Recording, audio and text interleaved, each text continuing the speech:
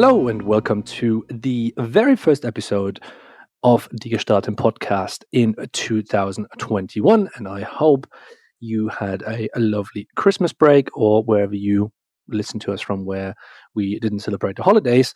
I hope you had a nice time in between the change of the year. And first and foremost, I hope you're all sound and safe with this pandemic going on worldwide, in particular here in Europe. So be safe and stay healthy, everyone. And to kick off 2021, I've invited Ray Ng, who some of you might probably know. He is a creative director and design strategist, and was the former head advisor to the Hyundai Group president Peter Schreier. So they have worked a lot on design strategy together. They have worked on branding for the Hyundai Group, and in particular, they have worked on the Kia project that was very recently released when it came to a new logo, brand strategy, and everything that is involved in that. So Ray gave us a little bit of an insight on how that went down.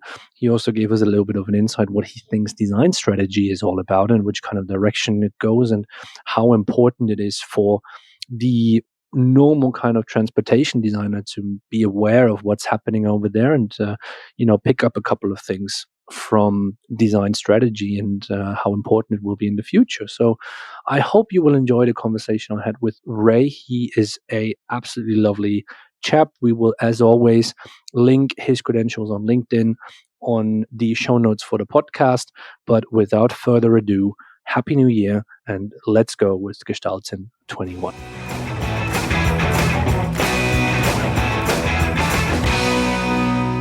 Hello, Ray. Welcome to the Gestalten podcast. And from a very cold Munich, a very warm hello to you in California. How are you? Good. Nice to talk to you, Martin. Thanks for having me. Lovely. Yes, we were actually quite excited together to do this because we had quite a few conversations over the past month or so, and they were supposed to always be like a half an hour, and then they took for an hour or even more sometimes. So I think we're going to have quite a lot of stuff to talk about. But in particular, what we want to do today is to talk about what I would probably call your forte, which is about strategy in design. And you have obviously had quite a bit of experience. You've worked for brands such as GM, you worked for Kia, you had within Kia and the Hyundai Group collaboration with Peter Schreier that we will talk about a little bit later on already. But first things first, before we jump into everything, how would you define design strategy, either if you want to in a general context or even in an automotive context? Well, I think really strategy comes down to that definition. Coming from a background of design myself, being an exterior designer, the more you think is the more you become strategic. So not just looking at the creative part of design, but really looking at why you're doing the things that you're doing. So really strategy is the plan or the action to achieve a particular goal or an objective. So design is one element to create something, but how would you use design in a more strategic way? That's always been a question that I've been interested in answering. You've started obviously your career. You were very early involved in the topic of design strategy, despite, or not despite, but on top of that, you're also an exterior designer. Did you, in the course of your career, have the feeling that strategic thinking, in particular in exterior design, but let's say also in general in the design department, has changed, or that the acknowledgement of it has changed? Because of course, it depends on each company, but this kind of idea of design strategy doesn't necessarily need to be in the design department. It can be somewhere else, can be its own department, can be in marketing, or what all these kind of things are involved. How has this changed over the past, let's say, 10, 15 years for you, or at least from your experience? Well, I just want to start by basically saying I first got interested in strategy working at GM, because you look at design from the product standpoint, you're creating all these different designs, and a lot of the decisions around design are made subjectively. So the brand is the next level up from the product. So you really look at what the brand could be and what the brand should be, and you shape that through the products that you're designing. So the first part of thinking about strategy really came down to, is what we're designing appropriate for the brand? I mean, at the baseline, that is where you start thinking about the styling decisions and the design decisions that you're making on the model. But that is probably the most entry level approach to strategy, is thinking about the brand and how your products that you're designing relate to the brand and the customer. Who is involved in this kind of development? I mean, you obviously mentioned just now that the product is can be a part of it, but it's like a very entry level part. But at least from my experience, talking about design strategy involves a lot of other players as well. So who actually leads this kind of strategic approach? Does it come out of the design department? Does it come out of other departments and they include you into that? Or how do we have to imagine a process like this starts? I think what happens in the design studios is that we are more and more influenced by the work of different designers around the world. And now that you have sketches online everywhere, you tend to start to see the same type of styling elements, the same types of design cues through this kind of globalization of design trends. And you have to step back and ask yourself if this is, right for the brand, or if this is a great expression of the brand values that you're trying to convey. And when you are in a group that has multiple brands and you can see across brands, you really start to have to think about clarity and setting kind of some guidelines for design. Otherwise, you're going to have a lot of overlap in similar design elements and whatnot. So it's kind of really important to take a look at styling as an expression of the brand, but you got to look beyond that, because the marketing teams and the planning teams, they don't know as much about design and styling, so they follow the trends, and it's up to the design team to set those trends and those unique design signifiers for the particular brand that they're working on. And I think there needs to be another level of self-editing when it comes to setting the tone for the design direction of that particular brand that you're working on.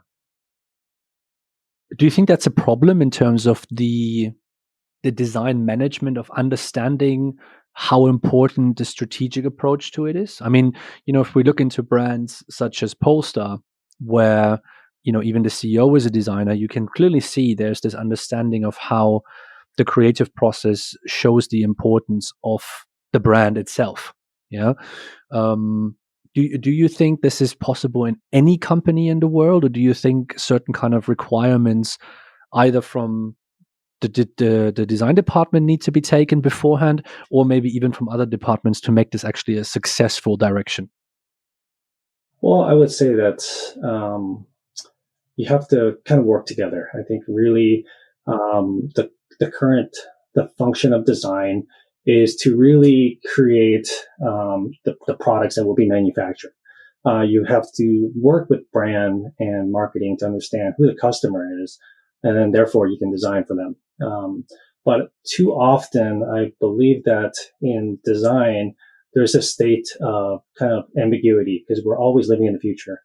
Uh, there's this kind of subjective decision making that I think designers, we like to be creative, like to explore, but with that, there is sometimes a lack of a clear design vision, or a lack of for a better word, discipline in um, setting that direction, because you are being overly, competitive in getting your designs picked and whatnot. So I think a lot of that is first setting what the goal is and what the design vision is, and that should be aligned with the brand. So when you do have designers sitting closely with brand and marketing, such as a Polestar, such as a Volvo, you're able to kind of have a more holistic approach to creative direction. So therefore, your teams can be much more focused in their creative exploration. Let me ask you this. You obviously have a very special background, because you've moved from very traditional exterior design more and more into strategic design. Do you think that maybe even going back as far as to the universities. I mean, you went to art center, so let's take that as an example. But we can also do the RCA, we can do Pforzheim, whichever you want, and make a strategic thinking or the understanding of how design strategy works part of this educational system to increase the importance later on? Or do you think that comes naturally with the people? Some people just want to go into that kind of direction, and some people just, don't care and not made for it. I think there should definitely be different levels of strategy, and strategy can be defined as, I guess, critical thinking when you're at the student level. That means something different for creatives and for design leaders. But really, the first thing is thinking about your audience. You're always designing for someone, whether that's a human user, a customer. We use those words interchangeably, but at the end of the day, someone has to purchase that product, and you need to appeal to them.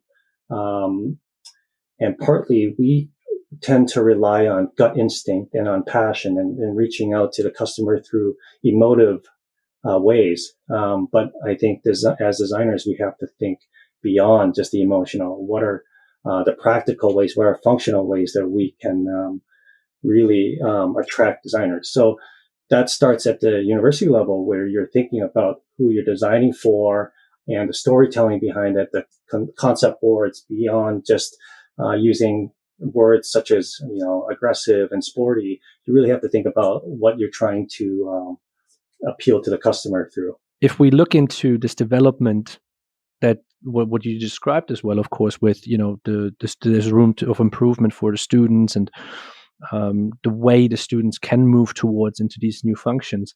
How do you think the position of a designer within, let's call it the mobility world, is when you have a very complex product that is connected to a lot of just regulations, putting it that way. Do you think that we will still have these kind of traditional exterior designers and maybe more people focused on strategic design, or will it actually become more like industrial design or like product design, where the creative behind the product is actually much more than just a sketch of one exterior or one interior or something like that, but everything comes much closer connected to each other? Yeah, I think there's always going to be this element of the physical, emotive design and styling created to shape the products. But if you look at what design is doing right now, it really needs to move along and transform, just like the industry is. You're thinking about providing the design of a vehicle as a product, but the world of mobility is actually changing. It's providing value for the customer, and the value and the way customers are moving around isn't necessarily going to be in products. So I think that designer skill set is very valuable, but you have to think beyond just a product. So you do need to have your traditional product, hardware design function, but beyond that, you should have a team of designers really focused on designing for the service and the experience that customers will be using in the future, because that's going to be a different approach. But they should be working together with the product design, and you have experience design. And I'm not talking about experience design being UX. And UX has a very narrow definition right now in automotive, which means what shows up on the screen. But really, if you think about the customer experience, it's beyond just what shows up on the screen. It's the screen, it's the app, it's the owner's app. It's going to be the interaction with the dealership when you're purchasing the vehicle, when you're using the vehicle, all these other touch points. I think designers can really have a lot of impact and influencing how those experiences are created beyond just the physical product that you see and buy at the dealership. It does. How do you think this impact that you just mentioned? Because I agree 100% that we're focusing too much on what happens on the screen at the moment, rather than thinking about the entire context of an experience. How much impact does marketing have on that one? Because a lot of people that I speak to, they tell me it's like, oh, marketing is so strong. They give us these kind of directions and all these kind of things. What can a creative department, and for me that is the let's say, old world where the product is being developed, as well as the new world where we talk about this experience and creating this experience, is is capable of maybe challenging marketing a little bit more, or maybe even becoming almost one and really creating the best possible experience, and not just having one department here, another department here, another department there, and then only at the end things are being put together. I mean, I would say really that we're talking about the same things here. We just look at it differently with the marketing teams. Um, Inherently, we want to be creative and we want to reach the customer. So to marketing departments, it's about the customer and CX, the customer experience. And in design department, it's about the user and the user experience. But at the end of the day, you're still talking about the human being that you're trying to target to purchase your product or your service. So you really got to think about how you're going to work together to create the most, I guess, coherent and holistic experience. So, one example of this is working closely, when I was at Kia, working closely together with the brand strategy and marketing departments to redefine the entire Kia brand. And as you saw, there was a new rebranding done and a new logo. And a lot of that work came as a result of a collaboration. We could not have done it ourselves in design because we're just creating shapes at the end of the day. So we can't do that in marketing alone because they don't have the creative visual design skills. They think more in terms of campaigns and advertising and marketing strategy. So it really comes down to building those bridges and using those connections to redefine a brand. And you look at everything from what's the mission, what's the vision of the brand, and then you can set the strategy to get there.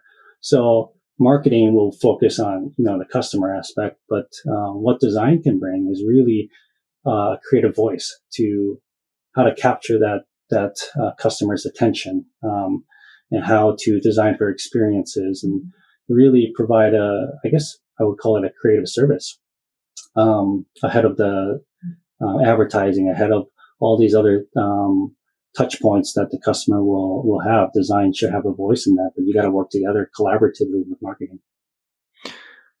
Very interesting. When we talk a little bit more in depth about Kia and this kind of rebranding itself, if you can give us a little bit more insight. So, what was the creative team? I mean, you worked with Peter Schreier. Was he involved in this? Was this just based while you were in Germany? Was this while you were in the US? Was this a collaboration of different kind of locations worldwide?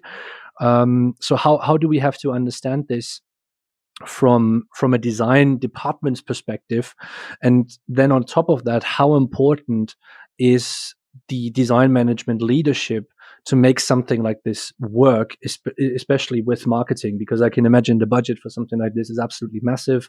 This is a massive change that goes out to, not just everything that is online, which is relatively cheap then to change, but also to the dealers, the logos on the cars, and so on and so on. So how important is, on top of that, the leadership of the right people to actually make this work and to have design really as an equal partner in this kind of decision making?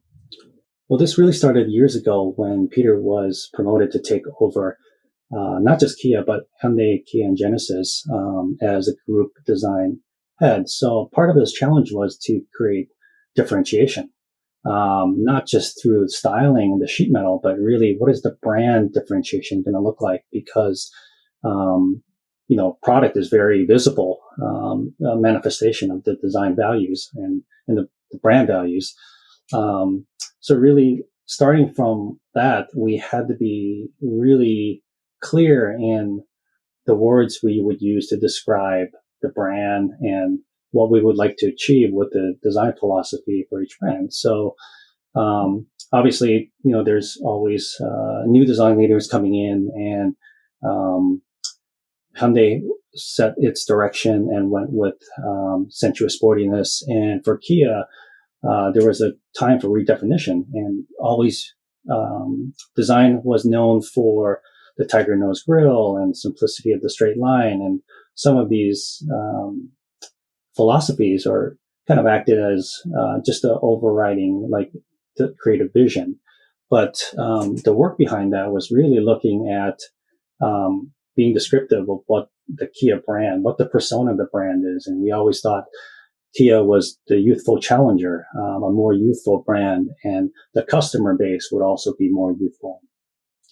Versus Hyundai, which is charismatic leader, something that's a bit more caring, a little bit more confident in a more mature way. So really looking at Kia, when the marketing departments see the design philosophy work that we worked on, it really struck a chord because we're being descriptive about the customer. We're being descriptive about the brand, using adjectives to really paint the picture of the experiences and the products that the brand should be building. And along with that, kind of creating, imagining touch points of the brand, including a new logo, including, what the spaces could feel like, including, what the marketing copy could look like to really be descriptive of the brand. So it was a very interesting exercise. And once marketing got a hold of that, we worked collaboratively to really redefine the creative side of the strategy. And that was like a big win for the design department. So obviously you have people focused on designing the products, and we were able to test the new logo on some show cars like the Kia Imagine concept and the Kia Futuron concept. And that was kind of a strategic approach to get a new logo approved. I mean, we've always sketched new logos. We always wanted to replace it, but if it's not part of the greater strategy, then it's never going to work. But this time in particular, we were able to tell the entire story completely and reimagine the brand and put a creative strategy that would go along with the brand strategy. And now Karim has done a great job of really taking over and really evolving this design philosophy further. That you'll see that coming up shortly. How important is, when you do a project like that, the general design leadership? And for you, as being part of this project, what is it that you've learned the most from the people that you've worked with, marketing, design, whoever it might be, that you can say now in retrospect, this was a successful project? I think it's really helping other business functions understand the value that design can bring to the table. So as kind of like the main function of design in automotive is to produce design. And the next level is really kind of acting as a creative service and a connector. So providing creative direction for branding, communications, and experience. So I think really the biggest win is showing the other departments what design can bring to the table. Our customer centric voice, how we approach creativity, and how we're much more right brained and imaginative, and we can create with like big picture, long term thinking, and not just looking at today. So I think really providing a creative service and support for other departments was a big win for Design Center. How is it different? Because you've worked for GM, also in terms of design strategy, and you worked for the Hyundai Group, which is of course a Korean company. How big of a difference is it to work for a different kind of culture, to create a design strategy and to create a design culture and the strategy that comes with that? Is it fundamentally different based on where the headquarter of the company is, or would you say, if we break it down, it's the same no matter where you are in the world? Well, it's the same no matter where you are in the world, but I think what differs is the company that you're at, what the company is capable of, and what they're trying to achieve. So, there's a lot of disruptions at play right now. If you think about the automotive world, we are building things, building cars, building products at scale and manufacturing to be sold at dealerships. But the business model is changing from building things to providing services, and owning things to sharing things. So there's a lot of things happening right now. So I think design really needs to step up and help shape the future for whatever company they're at. I used this analogy before, but really I think about what's happening right now in automotive is that we're all designing, Motorola Razr phones with new shape of buttons, new finishes, new features and functions that are physical.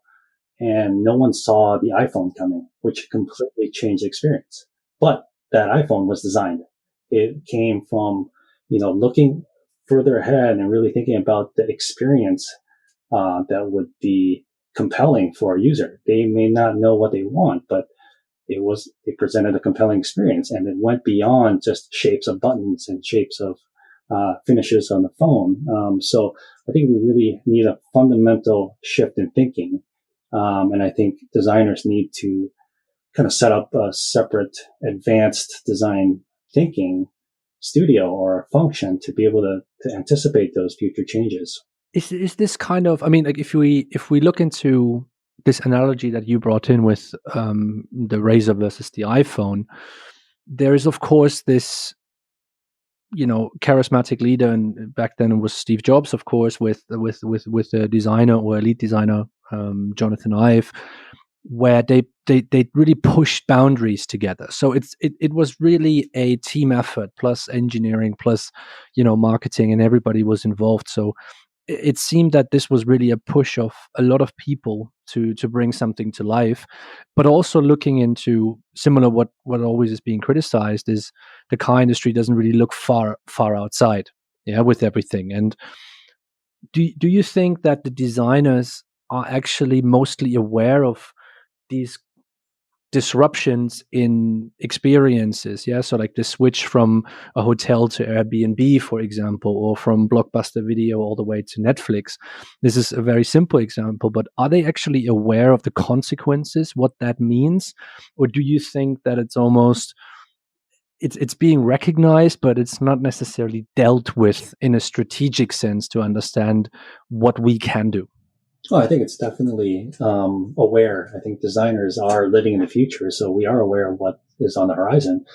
But I think that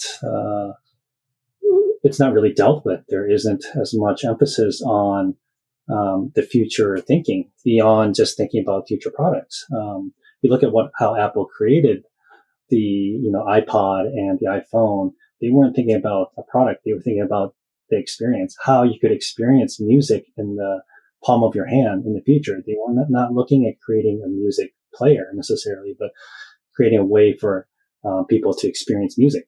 And that's the way that I think car design studios should be looking at the future, is really thinking about what the future experience is going to be like, because customer behaviors, commuter behaviors, and expectations are changing, and the values of sustainability and the market is changing into mobility as a service, and not just purchasing. So a vehicle to own. So you really got to assign designers to tackle these wicked problems. When we take this thought a little bit further, I mean, like, I remember back the iPod came out, and the really big revolution behind it actually was iTunes. Because iTunes gave you the opportunity to buy just one single song of an album. You didn't even have to buy the entire album anymore. You can build your own albums in the entire context. Do you, in terms of a strategy, I mean, this is sometimes very difficult to plan that something like this works, but do we have to start thinking about that we have to fundamentally change a design department? And if we look back into like some older podcasts that we did, we talked about the CXO position and similar kind of ideas. Do you think that something like this actually needs to happen to make it a successful, to get away from and I don't mean this in a bad way, only building vehicles or only designing vehicles, to actually design the experience? That we have to understand that it's maybe only a carrier, but what carries the whole thing is something completely different, and maybe is not the important thing is not the product. Well, I think you need to have a two-pronged approach. You definitely need designers to do the job of designing future products. But I think it is to design's advantage to set up a department or a function to really think about the future experience.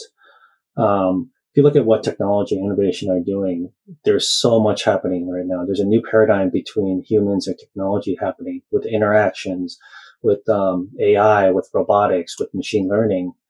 And yet we are not exploring the possibilities there. So I think there's a lot of designers that, we have the right mindset and the right mental tools to explore, but we don't have the remit to do that. So if you do have an advanced design department, I think it should move beyond concept cars and actually do concept thinking. And basically you have to have free reign to define what the future experience is like for that customer of that brand. Because designers, you don't think of technical possibilities. Like you don't look at tech and say, "Oh, we can add this feature, we can add this function." But what we can think about is what that new technology can afford the human experience. So I think we're great at understanding what is emotional. So how can you take the technology that's coming in the future and create experiences that people would actually want? Now that we have these mobile lounges or these pods on wheels, now that customers in the autonomous future are going to be laying down or sitting on this lounge, what are people going to be doing with that time, the free time that you have, besides swiveling seats? I think that's a great space right there, is for design center to think about what that future experience is going to look like and feel like beyond just lounge on wheels. I think that is the next type of frontier that designers should be focusing on. So when we take this idea a little bit further, of course, what do you think needs to change to actually get there?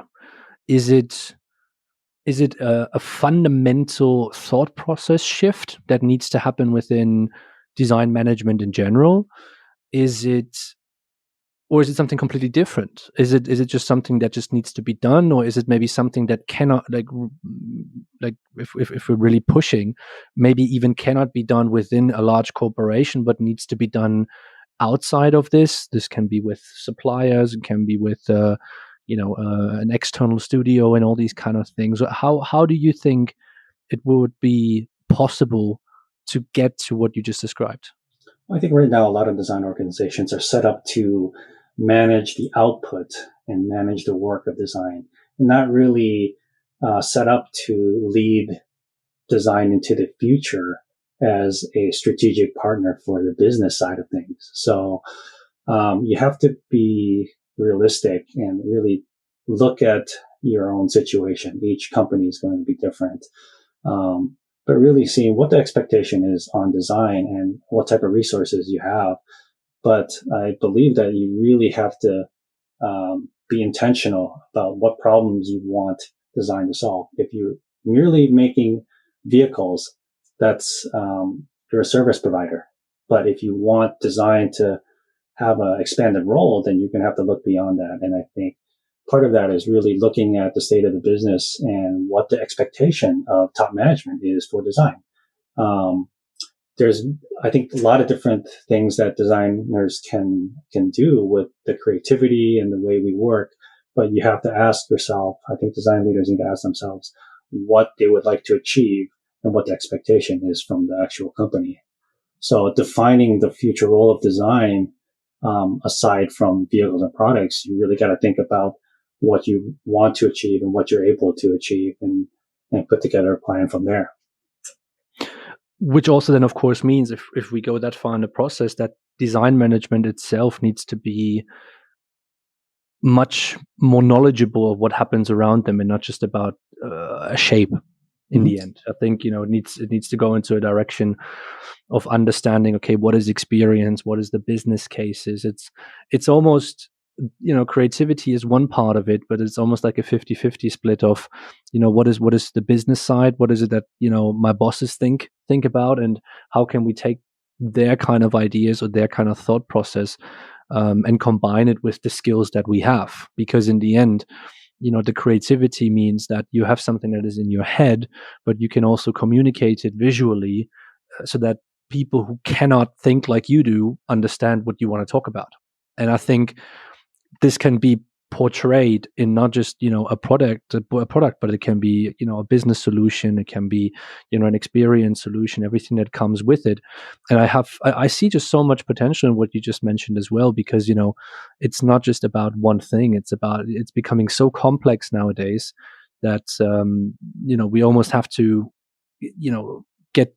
get the designers much more involved intellectually to understand where the product fits in. But I still believe that some companies will probably just say, design department, please do the product for us. Yeah, I think that's totally fair. But like you said before, just getting designers. I think what we need to do really is expand that definition of what type of designers you're bringing on, whether they're experienced designers or, we're masters of kind of this physical world, but designing for services and experiences, it's beyond just what's physical. So I think really bringing on design researchers, looking at data, bringing on visual designers and different types of digital designers as well. Really, you want to be able to um, focus on the customer. And I think we understand customers and human behavior in a very emotional way, more than any other department in an automotive company. But really, how can we reach those customers and reach those people? I think you need a different skill sets of designers, because right now you have, you have the traditional exterior studio, you have exterior designers, interior designers, CMF designers, and some UX designers, but they're pretty focused in creating a bunch of ideas and then executing them.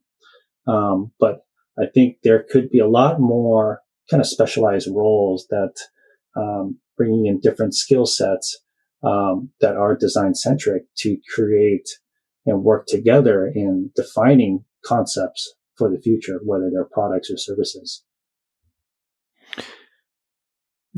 I mean, this is the really interesting thing, because what that means, and historically speaking, a little bit looking back, this new world of digitalization is relatively recent, that it made an appearance within this kind of transportation world, of course. And a lot of design leaders right now, they grew up in a very analog world, which is nothing that we in any kind of way see as a negative thing, because it's the evolution of life and the evolution of the technology that happens. But what you've just described, does it maybe take a little bit longer within the car industry, because the development process of a vehicle is relatively long because of its complexity, but also, of course, because we're moving so fast when it comes to technology, is that every year that you kind of missed in it, where you're not a digital native, it's becoming more and more difficult to understand it. And I mean, like, it's even for me,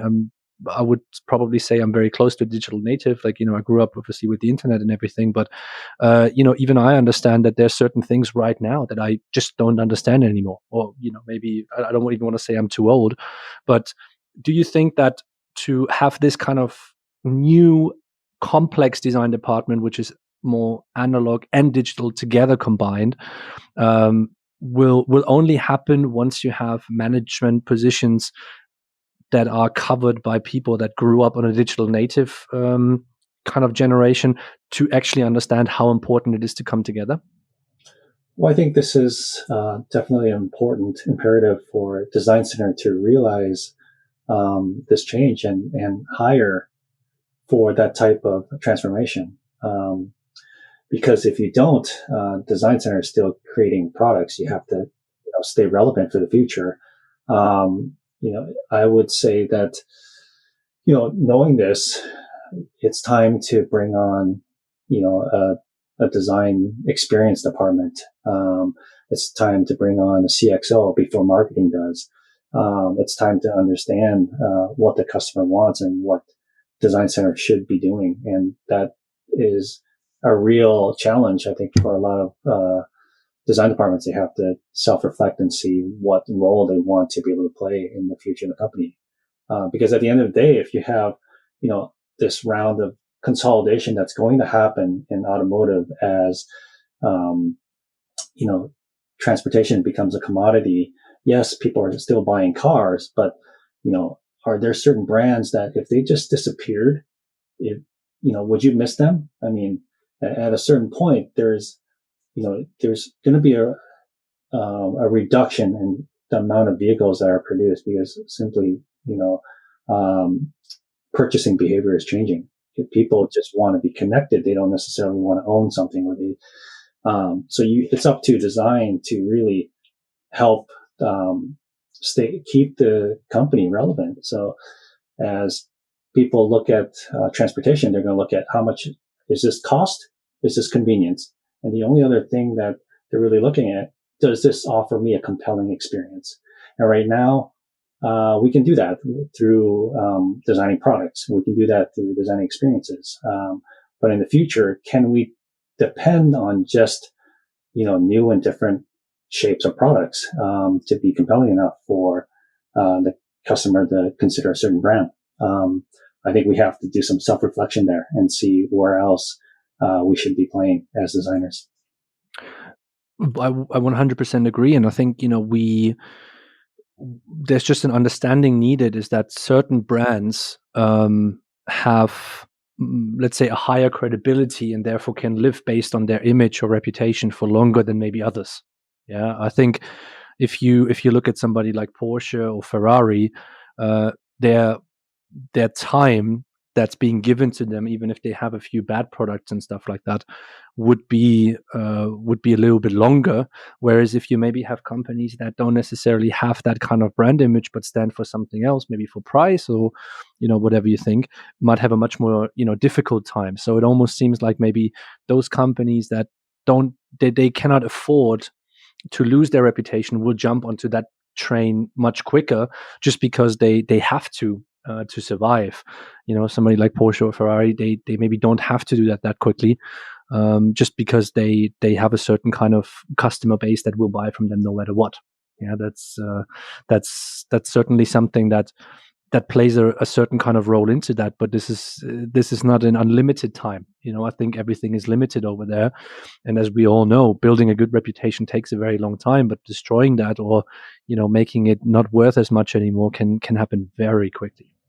I think the brands that you mentioned obviously have a lot of brand value because they know what they are. So those brands are strong. So you have this is going to affect mainstream brands quite a bit more, especially mainstream brands that aren't quite clear for their customer base and don't really have a clear vision of to offer to the world. What's the value proposition for some brands to be picked over other brands? I mean, you can only count on loyalists for so long, but that's where I think design at the bare minimum should be stepping up to offer a creative service to branding and communications and experience. That's at the basic point. But you're right about looking at the future with some of these other brands. They can get by. They can afford to um, you know keep making what they're making because they own such a strong mind space in the consumer. But talking about all the other brands that are just offering mainstream products, you're going to have to think about what else is there. And designers should be doing that, helping the business side do that, actually. So I think a lot of designers have earned this seat at the table, but what you do with it is important here on out. Do you have an example that impressed you the most over the past few years in that kind of direction, where you said like they've done so many things right? I mean, this doesn't necessarily need to be within the car side of the world or of the economy. This could be anything, but something that just inspired you to say they've done a lot right within their strategy. I think one of the big things I definitely see is the development of Android Automotive. and how Polestar used a partner with basically Android to really realize, the right type of partnership with a tech company. So really, the automobile is not a smart device. It is not the center of the world like we think it is. It really is in the device that you have in your pocket. And companies like Polestar, like Canoe, they understand that and really saying, hey, you know what? We're not great with software. We're not a tech company. Why don't you develop the HMI and we'll integrate that into our vehicles? That totally makes sense because at the end of the day, how often do you get frustrated with the user experience inside on this touchscreen in the vehicle that you're using? You don't really want to deal with that. You want the experience to be the same experience that you have on your phone. But, automotive manufacturers, we don't necessarily get that. We want to do everything in house. So I think, that was a brave step for Polestar to, really partner in the right way with the tech companies. And I think we should be smart about the partnerships that we're pursuing. Do you think in a continuation of that, of course, I mean, there's multiple companies out there right now trying to develop their own operating system, and I think if it's done well, it could be a massive success. But the risk of failure, also, coming back to what we're discussing strategically, of course, when you have something like that, is quite dangerous. I would probably assume. I mean. Kia or Hyundai developing their own operating system from a strategic point of view could be very, very tricky. Maybe, it could work because they're such a bigger group overall, because the car business is such a small part of what they do overall. But it almost seems to me that is it maybe sometimes, let's say, too pushy from the car industry to then really say, yeah, maybe, we don't have to be great at everything. Maybe we should focus on what we can do best. Again, that comes down to self-awareness of the top management and what they're able to do. So a lot of times we think about the customer is the factory and not necessarily the human customer. You're trying to keep plants moving. You're trying to continue product lines. You're trying to, you're just building things because you've always been doing something, but it's not going to necessarily get you different results. So I think really looking at the future, it depends on what top management wants to do with their footprint. That made no sense at all. No, I think that's a really nice way to end the conversation. But I know you're a listener of what we have done before in the podcast as well, so you will of course get the three big questions as well. So I hope you're prepared. But first and foremost, thank you very much, Ray. I think you've given us a very interesting insight on everything that's in regards design design strategy, technology, and how everything is coming together, and showed us a little bit how the designer has to evolve as well, and for that, a massive thank you from my side. But let's jump onto the three big questions towards the end. Question number one: which project that you have not worked on you would absolutely adored to be part of? I think I'd definitely like to be a part of, the original Tesla Model S, because of what it represents to the world. The first real electrified vehicle, the first real EV that was adopted mass market, and it was done in a way that is just futuristic enough for the consumer to accept. So I think that product is really a milestone in what it stands for in this kind of transformation of automotive into electrification, into the future, and really coming from a startup. I think that was a great project to kind of bring relevance to this, establish this whole new brand. And now it's the most valuable company in the world. It is indeed. That's probably wrong. It's the well, yeah, that's obviously always debatable. Like, what the value actually is of these companies, and not just Tesla, but any kind of stock listed company. But that's a story for another day.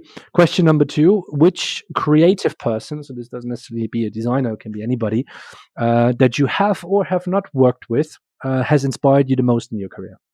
I would say definitely Steve Jobs. I think he understood the vision of design and marketing and branding. So he understood everything about what we do as designers, but at a higher level. I think he's able to become a genius, not just in product, but in the overall experience, and he understood how and what people wanted. Last but not least, and this is the car question: if I give you a blank check, which car would you buy? I've always liked the Volkswagen Microbus and what it stands for, and the appeal that it had. But I think right now the next version of that is really the Canoe. I think that is the platform for the future, and it has all those same benefits, but you don't have to own it. And I think that's where the future is headed. All right. Thank you very much, Ray. It's been a pleasure to have you. And I hope you enjoyed it as much as I did.